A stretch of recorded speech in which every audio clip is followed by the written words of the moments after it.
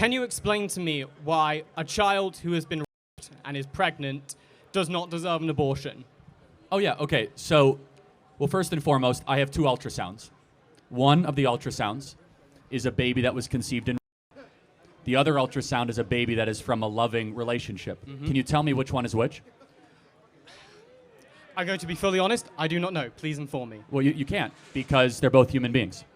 There's actually someone in this audience here that was conceived in rape. Can you tell me which one it is?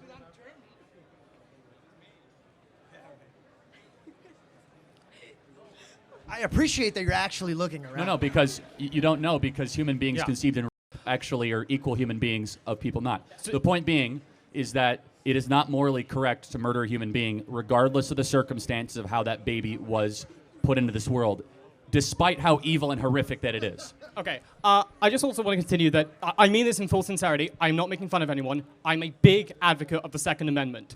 I genuinely think that the right to bear arms is brilliant, because if someone invades your home, if someone is threatening your life, surely you'd want to vanquish them in order to protect your family. Is that fair? Yeah, but a baby is not an invader of your home. Even for a 12-year-old who will die in childbirth? Well, hold on, that's a different question. So the question is, remember, my answer, which you're referencing a Jubilee video, was that if... I've never seen that video, but yes, of course. Okay, but it's been well, let's just say, documented that my view on it. If the woman or the 12-year-old were to live, then the baby should be delivered. Now, mind you, that abortion is never medically necessary to save a mother's life, period. However, septicectomies are medically necessary, which are medical procedures to perform on a woman or a baby if the amniotic sac tears and the baby's head gets full of fluid, right? So I'm just trying to understand, if a 12-year-old's life is not in danger, you should try to save all lives involved. That's the position, is that you shouldn't try to eliminate the unborn baby, because that's still murder. And then let me ask you another question. In life, is it ever okay to do something evil after an evil?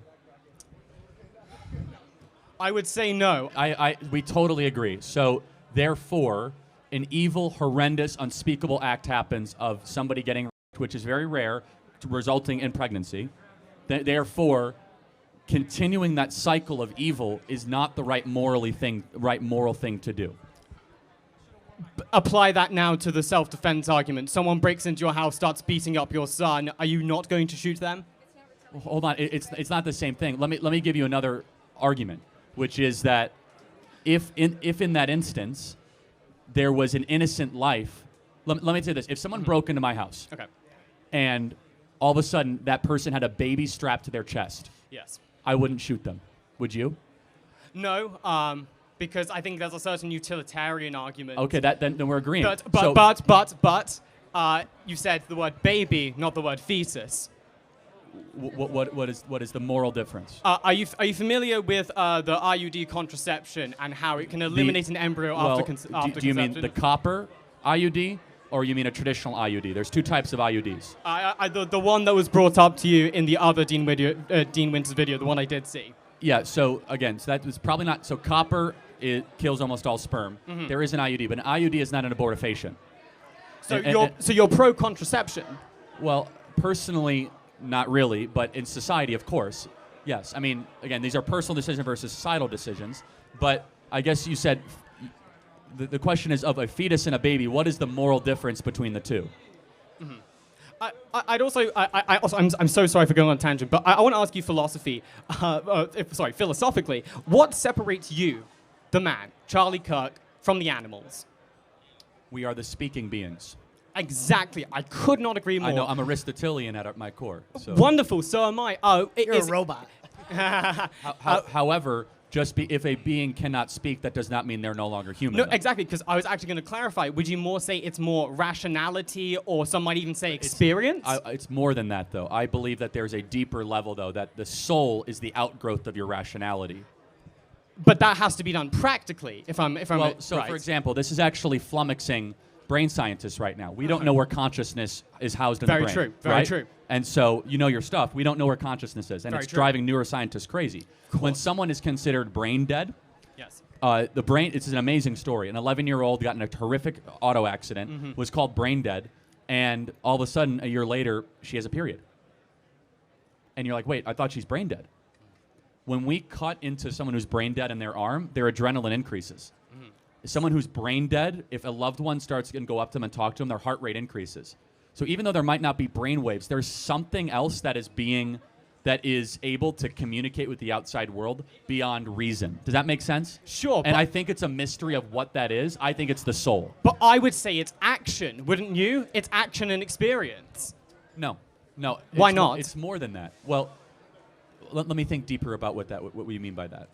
Go further. I mean that I truly don't believe a person is a person until they commit an action, until they have thoughts. Because you said that. But isn't growing in the womb an action?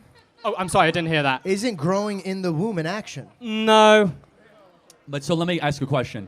What action did my son have when he was born a minute old? He starts crying. Okay, so you consider that an action. So let me ask a question. When my son was 12 weeks old, he was kicking in his my wife's womb. Is that an action? Sure. That's what I just said. Sure. Yeah, I know. Okay. Yeah, but Sure. I literally almost, sure. you mentally got me. I I was know. like, oh, maybe Sure. I was wrong. No, but so you know. Sure. I'm holding my hands up. Let me go a step Sure. further. When my daughter was in my wife's womb, around 25 weeks, would recognize my voice and push up against her stomach. Is that an action? Sure. Absolutely. So therefore, we're worthy of moral protection. But if the mother's life is at risk, Which is, again, let's be very clear. That is so incredibly rare, and abortion is never medically necessary to save a mother's life. There are other procedures outside of abortion that can save the mother's life. For example, if you're 26 weeks pregnant and your uterine wall ruptures, which is a serious thing, Yeah. they say abortion is the only solution. No, you can have the baby delivered by C-section, which is cesarean section, which is not an abortion. Okay. May I ask you a question if you don't mind? of course, yes. Let's put this really, really dark thought away, right? It's a terrible thing to be around. And it's a tough conversation to have. But it does happen. I am sorry. And But yes, 100%, you're right. Absolutely. But let's just put that right here for a second. But if the woman was completely healthy, do you feel like she has the right, if she could healthily give the baby up, do you think that she has the right to kill that baby as well? That is the woman's choice. I'm a man. I cannot choose for her. Now, can I ask you something? If, God forbid, you loved a woman and she was pregnant with your child, and you wanted this child with all of your heart, you dreamt about this child, and she has every right to walk into this building and remove your son away from you, you don't find that hurtful? Not particularly, no, because it's her decision. Okay, but again, But it's your child. I just want to get back to what Not you till said. it's born. So, but you said action determines moral worth. At what point does it become a human being? After it exits the womb. In order for your line of thinking to be correct, you say you're a man, you don't have a right to say over it. Why does the mom have a right to say over the baby if it's not her DNA? Because sorry. It happens to be in her? Because it is her body. No, it's another body in her body. No, it's her body. Well, no, the baby's different DNA, though. So it's actually not her body. Because your DNA was not your mom's DNA. It's separate deoxyribonucleic acid. It's not a clone of the mom. It's an offspring of the mom. Huh? Again, I don't see. No, but you keep on saying it's her body. The baby is actually not her body. It's attached to her body through an umbilical cord. So if the two entities are separate, then I can shoot a pregnant woman and the baby will be fine. Well, no, one is temporarily dependent on the other. No different than my 1-year-old right now. If you came and killed all of us in our house, my baby would starve to death after 2 days, and no one would feed it. So how is that morally different?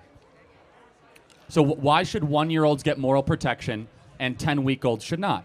Because a 1-year-old can't kill its own mother. But remember, take that out of the equation. Say the mom's fine. No, I'm not taking. I'm sorry, I don't mean to be disrespectful, but like this, the truth. Like how many times birth do you think is that- painful. Birth is one of the women scream and and sweat and there is blood everywhere during a birth. It is not a nice thing. From my perspective, it seems to me that Satan has captivated your heart to the most beautiful thing a woman goes through is childbirth. If you asked my mom what was the best day of her life, is giving birth. That is your perspective. That is not a true perspective.